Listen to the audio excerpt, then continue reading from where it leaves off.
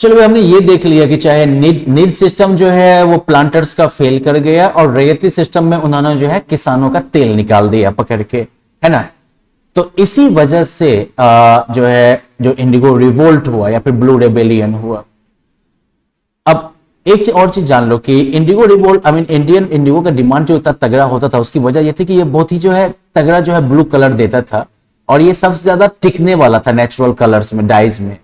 और इसीलिए जो है यूरोपियन क्लोथ मैन्युफैक्चरर्स जो थे वो इंडियन इंडिगो को प्रेफर करते थे लोकल अल्टरनेटिव जो थे उसके तुलना में, जो कि यूरोप में मिलता था।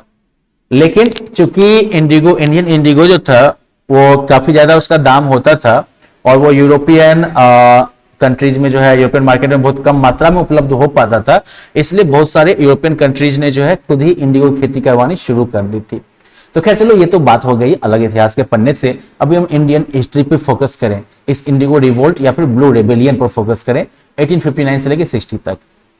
अब हुआ क्या कि 1859 में जो रैयत थे बंगाल में, उन्होंने जो है इंडिगो उपजाने से जो है रिफ्यूज कर दिया, मना कर दिया।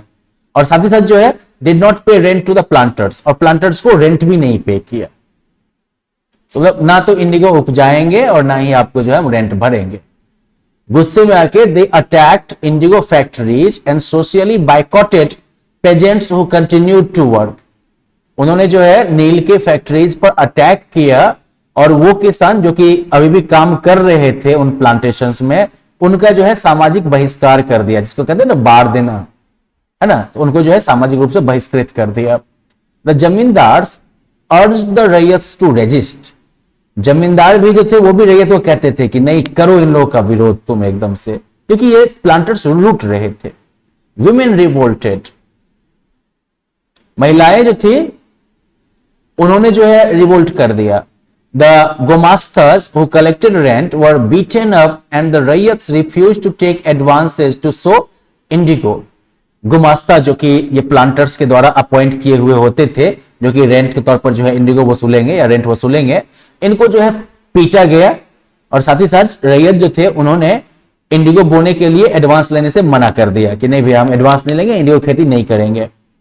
सितंबर 1860 पेजेंट्स जो थे they refuse to grow indigo under any pressure. 1860 सितंबर में आके किसान जो थे उन्होंने किसी भी तरह के प्रेशर में जो है इंडिगो उपजाने से मना कर दिया। अब देखो, the revolt started from Govindpur in the Nadia district of Bengal. Bengal के नादिया डिस्ट्रिक्ट में गोविंदपुर जगह है, वहां से ये शुरू हुआ। Led by Digambar and Bishambhar Biswas, it soon spread to all districts of Bengal. Digambar और बिशंभर विश्वास के लीडरशिप में जो है ये जल्दी ही बंगाल के सारे जिलों में फैल गया। पेजेंट्स जो थे उन्होंने इकट्ठा होके केसेस भी किए प्लांटर्स के खिलाफ ठगी का। अल्टीमेटली प्लांटर्स जो थे वो उनके इस कलेक्टिव माइट के सामने में नहीं टिक पाए और उन्होंने अपनी फैक्ट्रीज को शट डाउन करना जो है वो बंद किया। अब एक जो इंपॉर्टेंट एस्पेक्ट था इंडिगो रिवोल्ट जो बंगाल का हुआ उसका, वो ये था कि इसमें जो है इंटेलेक्चुअल क्लास का जो पढ़ा लिखा तबका था और दूसरे जो ग्रुप्स थे उनका भी सपोर्ट इसको काफी मिला। रूरल एरियाज में, ग्रामीण क्षेत्रों में रेबेल्स जो थे दे were supported by their local जमींदार, वो अपने उनको जो है अपने लोकल जमींदार का भी सपोर्ट मिला था। अर्बन एरियाज में जो पढ़े लिखे मिडिल क्लास थे उन्होंने इस आंदोलन का सपोर्ट किया। तो बंगाल में ब्रिटिश गवर्नमेंट को जो है मजबूरी में इंडिगो कमीशन अपॉइंट करना पड़ा, इंडिगो कमीशन जो है बहाल करना पड़ा, जो कि इस सिस्टम से जुड़े हुए करप्ट प्रैक्टिसेज को रिव्यू करता। जो इस सिस्टम से जुड़ी हुई जो भी कहोगे घोटालेबाजी थी उन सभी को जो है वो रिव्यू करता।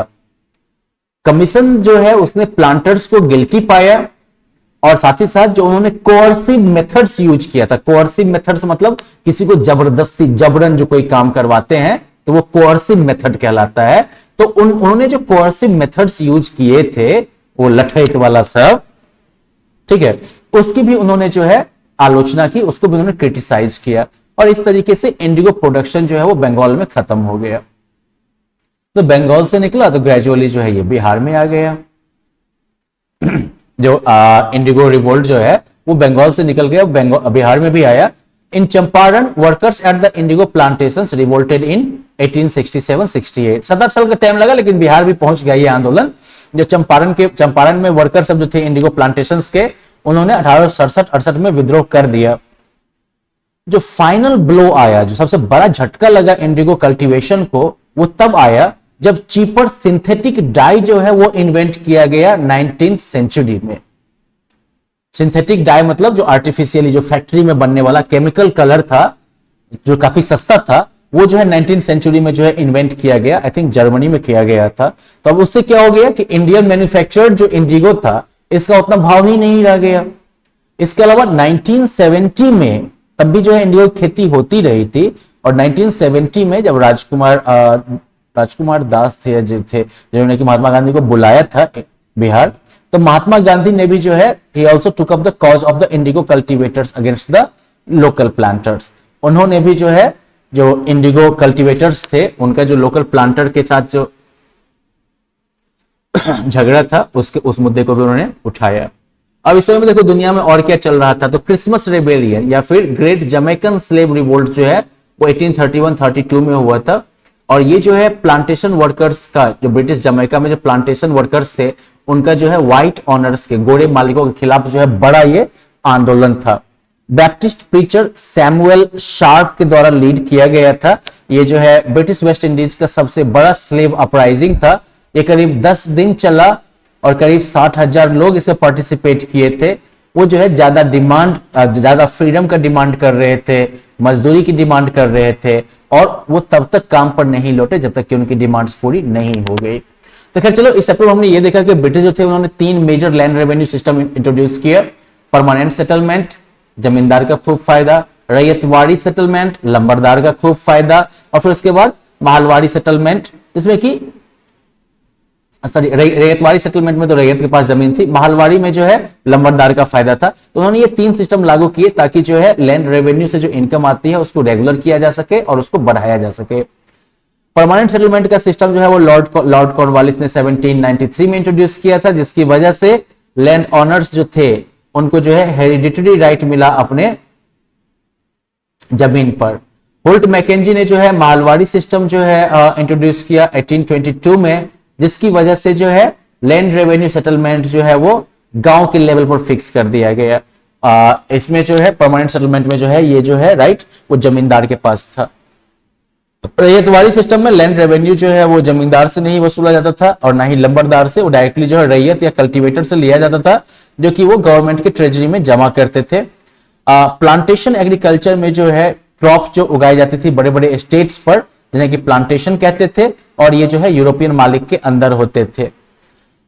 जो ऑपरेसिव लैंड रेवेन्यू पॉलिसीज थी, साथ साथ जो है किसानों की जो गरीबी आई, उसकी वजह से बंगाल में जो है इंडिगो रिवोल्ट हुआ था। तो चलिए, that's end of for this chapter. आप लोग जो है इसका क्वेश्चन आंसर वगैरह सब ट्राई करिएगा। हम लोग मिलते हैं फिर कभी अगले चैप्टर के साथ। Bye bye.